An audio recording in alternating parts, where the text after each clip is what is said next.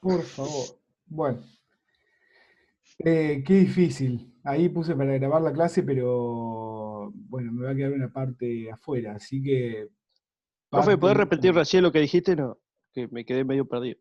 No, digo que entonces, a ver, recapitulemos un poco para de paso, ya que quede grabado. Es decir, eh, hay una teoría que es la teoría subyacente a la política exterior norteamericana, que es la Alianza para el Progreso, y es la teoría positivista, digamos, ¿no? Que de alguna manera le da un sustento a esta aspiración política, si se quiere, de Norteamérica, ¿sí? En un mundo, como decíamos, convulsionado y marcado a fuego por el contexto internacional de la Guerra Fría, por un lado, y el contexto más local, que es el patio trasero de Norteamérica, es decir, cuando se piensa el corolario de Roosevelt para la doctrina Monroe, se está pensando justamente en un, a ver, en que los países, ¿cuál es el rol que tiene que tener Norteamérica con los países latinoamericanos? ¿Sí?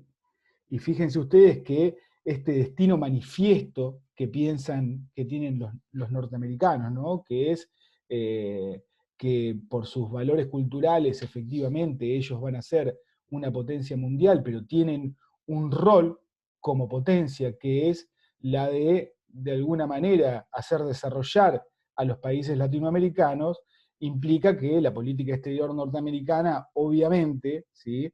Eh, se reserve para sí la posibilidad de intervenir en los procesos latinoamericanos. ¿Sí? Y la Alianza para el Progreso es justamente una herramienta de intervención política en un momento en el cual los hechos políticos en Latinoamérica se les empiezan a ir de las manos a los norteamericanos. Entonces, reafirman con la Alianza para el Progreso una forma más amistosa que la política del garrote, ¿sí?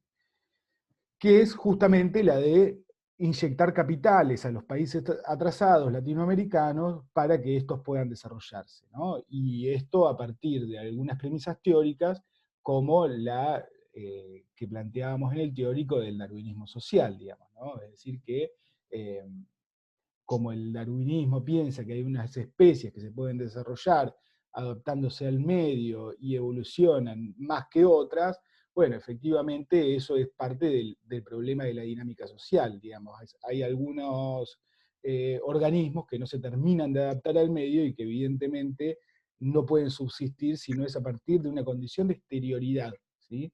De la condición de exterioridad de Norteamérica eh, necesita estos países atrasados porque en su matriz cultural eh, tienen normas que no se compatibilizan con los valores societales de la Europa blanca capitalista, digamos, eh, necesariamente tienen que tener una condición de exterioridad para desarrollarse. ¿Sí? Tiene que aparecer algún valor por fuera de los valores culturales existentes que les permitan desarrollarse. Y en ese sentido, tanto los medios de comunicación como la educación va a tener un lugar central, ¿sí? Es decir, el comunicador y el educador son aquellos puentes que van a permitir, ¿sí? De alguna manera construir la base que necesita esos valores culturales para romper el atraso de los países subdesarrollados. ¿Sí? Entonces,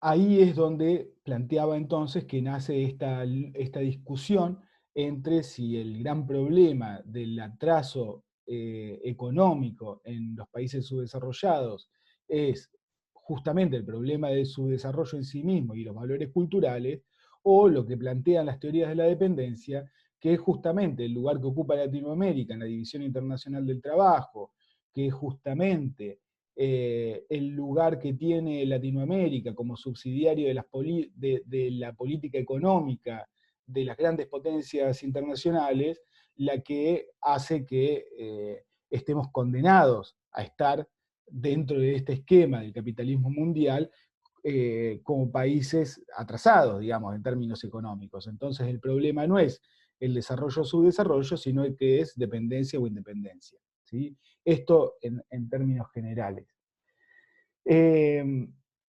Ahora, como decía, el lugar que ocupa la educación dentro de este proceso es un lugar central, digamos, ¿no? Y ahí tiene un peso muy fuerte lo que es el estructural funcionalismo, ¿sí? Y fundamentalmente en su versión educativa, si se quiere. ¿Alguien sabe más o menos qué es lo que plantea el estructural funcionalismo? Lo han visto en algún momento, ¿no? Si alguien se anima, más o menos, a algún enunciado del funcionalismo. ¿Cómo concibe la sociedad el funcionalismo? A ver, en principio, vamos a hablar, estamos hablando del estructuralismo, digamos, ¿no? El estructuralismo nace con el mismo Ferdinand de Saussure, ¿no? Con la perspectiva lingüística de Ferdinand de Saussure. No voy a hacer un repaso de lo que es la perspectiva de Saussure, pero sí me interesa pensar esta idea de que a Saussure no le interesa el habla, el acto del habla, sino la lengua en general, digamos, porque es en la lengua donde se puede constituir un sistema y se puede analizar en su conjunto las variables del sistema. Después los actos del habla quedan en condiciones individuales de las personas, digamos, pero sí lo que le interesa es esta lógica de pensar cómo se constituyen los signos, ¿sí? Y que esos signos están interrelacionados y que adquieren valor justamente a partir de la diferenciación, es decir, que el signo tiene valor en tanto un proceso de negatividad, digamos, se El constituye signo cobra valor en tanto un reconocimiento, digamos, algo en así. tanto reconocimiento en el sistema, digamos, es decir, adquiere valor en tanto lo que no es, ¿se entiende? En tanto se diferencia de otros signos pertenecientes al mismo sistema, ¿sí? ¿Se entiende esto? Entonces digo, el estructuralismo es algo que no solamente va a estar, digamos, se encamina desde la lingüística hacia otros campos del saber, ¿sí? Entre ellos, bueno, la sociología, fundamentalmente, eh, claramente eh, el estructuralismo va a influir sobre el marxismo, por ejemplo, ¿no? Con las miradas más altuserianas. Eh, Uno podría decir que también aparece en la antropología, con la antropología de Lévi-Strauss, digamos, pero, o en el psicoanálisis, a partir de la figura de Lacan, digamos, el estructuralismo es algo muy fuerte en los 50. Eh, y Norteamérica, fundamentalmente, em, digamos, tiene una versión del estructuralismo que es justamente este estructuralismo funcionalista, muy asociado, y esto es imperante en la sociología, muy asociado a la mirada de Durkheim, ¿no? Entonces, que es el gran eh, pensador de la del orden social, digamos, dentro de la sociología. Eh, ¿Y qué plantea el estructural funcionalismo? Bueno, fundamentalmente lo que plantea es que la sociedad es un organismo, digamos, ¿no? Y que como todo organismo, eh, cada uno de de los órganos que lo componen a ese organismo tiene una función social, ¿sí? Entonces, la sociedad necesita el funcionamiento de cada uno de cada uno de esos órganos para el funcionamiento total, digamos, ¿no? Ahí está la idea justamente de sistema. La sociedad es un sistema en el cual cada una de sus instituciones ocupa un lugar, una función social, ¿sí? Que es interdependiente de otra. Entonces, funciona ordenadamente en tanto y en cuanto cada una de esas instituciones está imbrincada en una lógica más general que hace avanzar a la sociedad, ¿sí? Y la ordena a la sociedad. Si cada una de esas instituciones cumple sus funciones, tenemos una sociedad organizada que de alguna manera va hacia el desarrollo, digamos. Esto es Esas son las escuelas, las fábricas, los hospitales, digamos, todo ese tipo de totalmente, instituciones. totalmente. Es decir, la familia es el primer proceso de culturación que prepara en un lenguaje al niño que de alguna manera entra a la escuela. Eh, de hecho, para Durkheim, la escuela es ni más ni menos que, digamos, ¿cuál es la función de la escuela? Bueno, la función de la escuela es adaptar al niño al medio social que de adulto va a tener que insertarse, digamos, ¿no? Es decir, que la función social de la escuela es convertir al individuo en un ser social, ¿no? Útil en la sociedad, eh, por lo cual, el rol de la escuela tiene que ver claramente con la noción de mantenimiento del orden social. ¿Sí? Entonces, va a decir Durkheim, la educación es la acción ejercida por las generaciones adultas sobre las que todavía no están maduras para la vida social. Tiene por objeto suscitar y desarrollar en el niño un cierto número de estados físicos, intelectuales y morales que le exige la sociedad política en su conjunto y el medio especial al que está particularmente destinado. Es decir, que las políticas educativas, ¿sí?, están de alguna manera planteadas sobre la necesidad de la construcción de un determinado tipo de sujetos, ¿sí?, para un determinado tipo de sociedad que esta sociedad política está pensando. ¿Se entiende? Ahí aparece muy claramente la cuestión de, bueno, esto, la necesidad social que existe a partir de la constitución de la sociedad política, ¿no? Entonces la sociedad política piensa en términos de necesidades y a partir de ahí ejecuta, ¿sí?, unas determinadas políticas públicas y unas determinadas políticas educativas de acuerdo al modelo de sociedad que necesita. ¿Se entiende?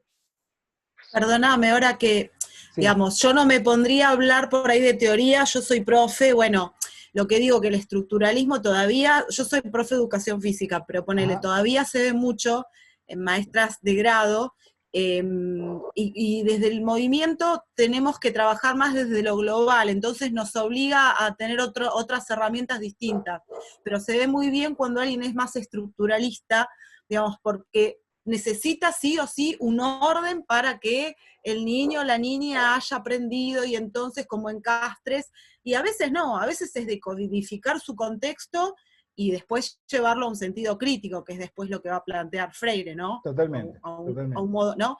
Pero bueno, es un poco eso, es esta lógica de las cosas tienen que funcionar, y si todos no entendieron, y bueno, y va a haber muchos que no entendieron y que van a construir de modo diferente su pensamiento. Pero Digamos, yo te esta lo digo en un modo diferencia, sencillo, pero sí, es que Mariana, ahí esa diferencia, mm, de alguna manera en Durkheim es ordenadora de la sociedad. ¿Sí? claro. ¿Por qué? Porque la noción de la eficacia de la educación justamente delimita, la escuela sirve, a ver, ¿cómo decirlo? A ver, eh,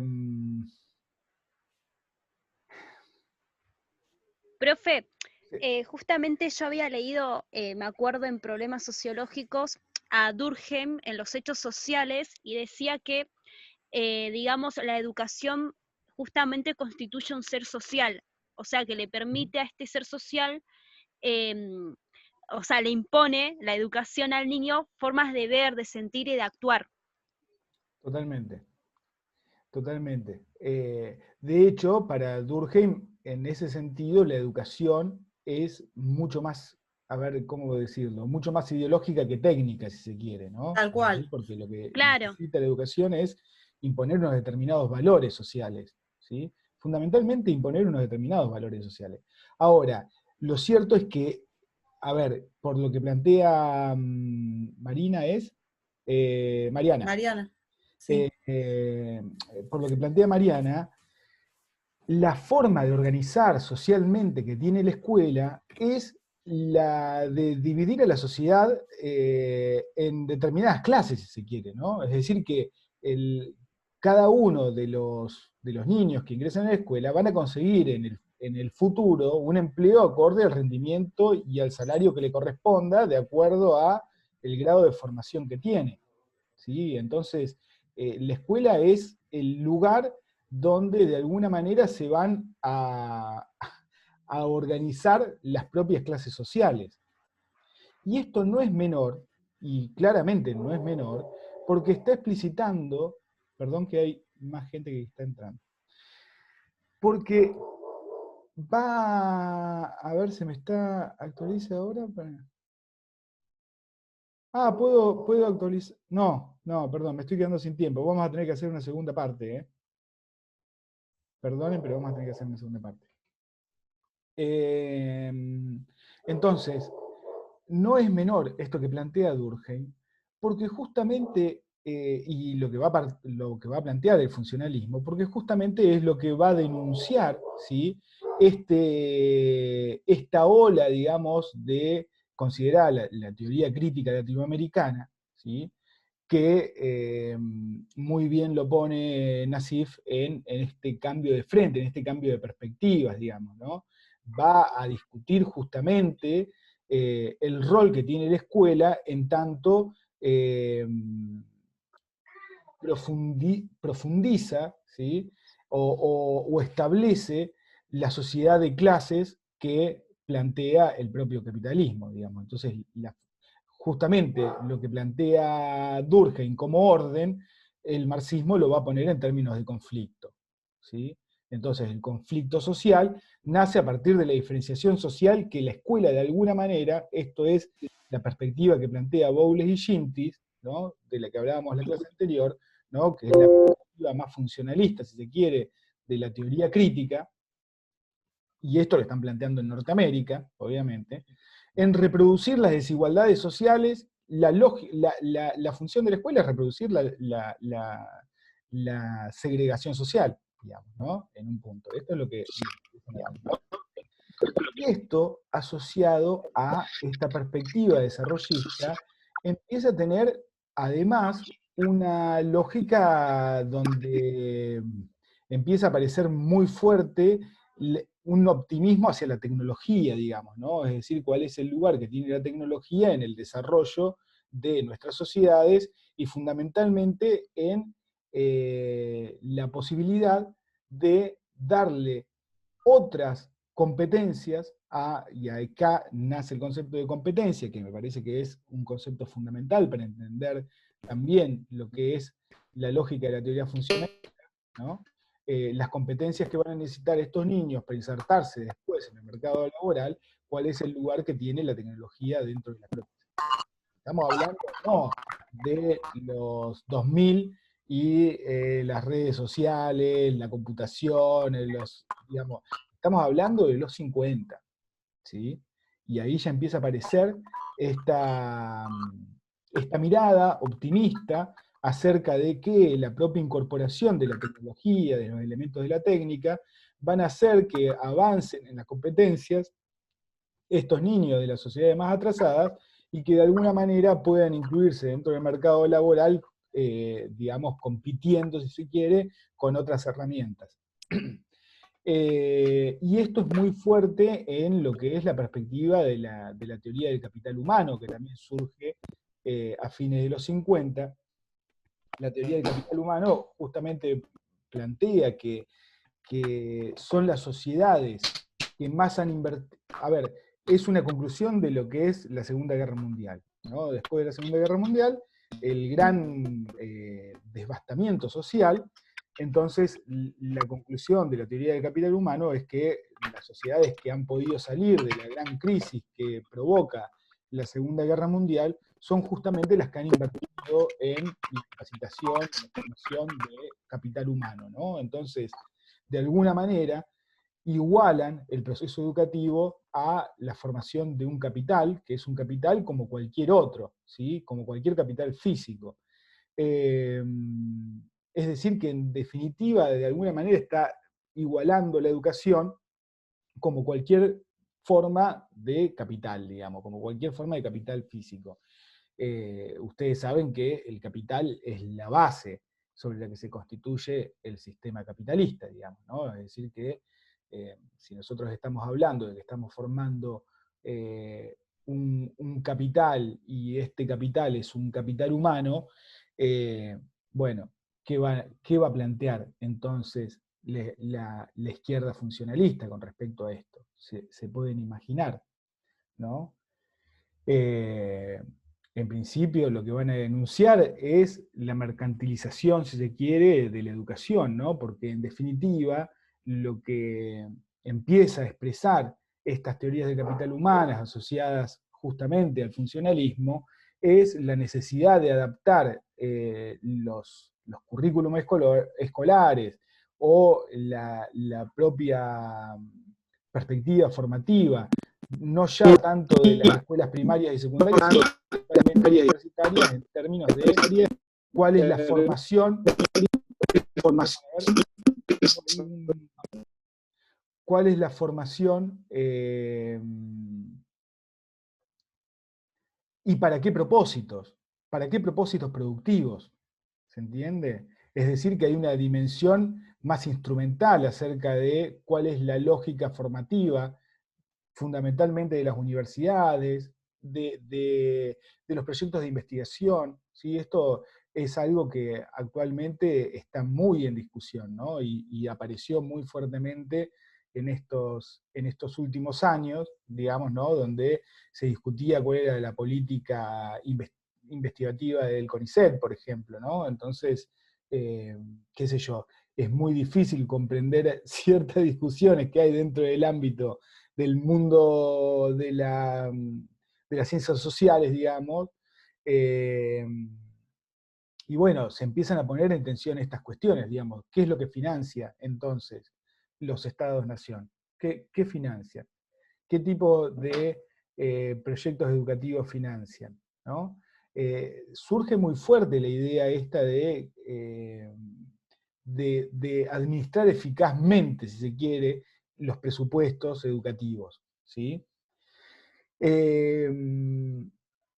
Bueno, a ver, la perspectiva, si hay una perspectiva funcionalista de derecha, podríamos decir, una perspectiva funcionalista que está asociada justamente a los valores del capitalismo, también hay una perspectiva funcionalista, y esto lo retoman varios autores, de las perspectivas de izquierda, digamos, ¿no? En donde justamente lo que se plantea es esta noción muy altuseriana, si se quiere, de los aparatos ideológicos del Estado, y cómo de alguna manera la escuela reproduce las desigualdades sociales hacia el interior propio de las instituciones educativas, ¿no? Y cómo la composición, si se quiere, del mundo educativo está pensado justamente para dividir a las clases sociales, para, digamos, si uno pensara dónde está digamos, explicitado, ¿sí?, esta misión técnica que tiene la escuela con respecto a la reproducción de los criterios de eficiencia manejados a nivel de la fábrica, bueno, debería remitirse a Durkheim, debería remitirse a la teoría estructural funcionalista, claramente, ¿no? De hecho, una de las grandes críticas que se pone en boga en este momento es la crítica de Pierre Bourdieu, ¿no? Y digamos, la lógica de un nuevo tipo de capital que no se estaba pensando hasta ese momento, que era ni más ni menos que el capital cultural, digamos, ¿no? Entonces, de alguna manera, la intervención de Bourdieu y Passerón lo que permiten es romper, si se quiere, con la visión más economicista del marxismo, y poner en el centro de la discusión sobre la noción de capital la dimensión cultural, ¿sí? Estamos a punto de terminar esta parte, así que finalizo acá y retomo con la segunda parte, ¿sí? Muy sucintamente.